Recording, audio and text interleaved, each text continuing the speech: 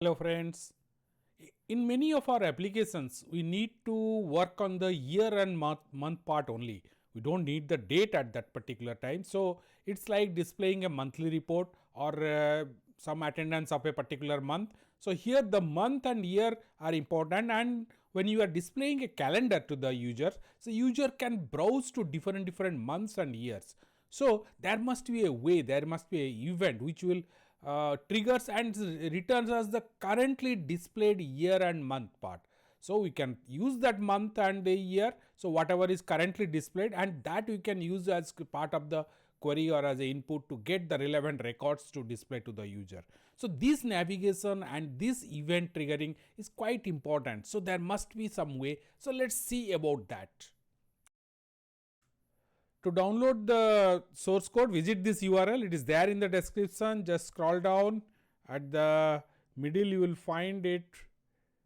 Here it is. So this is the displaying the tracking month and year with TkCalendar. So you can read this, the entire how it works. It is explained here, and here is this few lines of code. You can copy it from here.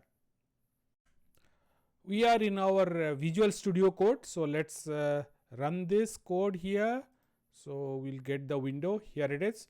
Now this window, just see when I am using any button to move the calendar month, so you can see the month is changing. Even if I'll change the year also, so accordingly this is triggering and this is printing the year and the month. This I can take it and use it. Let's see how this works. This is the our basic Tkinter window, and we are importing calendar module here. So in this you can see whenever I am clicking it, this is the event which is at line number 35 is calendar month change. This event is triggers, and you can just see this above that the calendar. Here it is the root configuration, and line number 27 28 you can see the calendar is displayed, and below that one label is displayed where I am presenting the month and year. So I am displaying inside that, so that is placed. Now once the user clicks any of these four buttons to change either the month or the year, this triggers update month year display.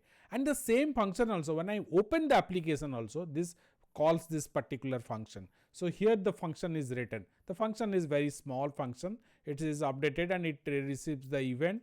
Then what it does is the key line is this particular month and year. The here is the our function which returns this returns a tuple.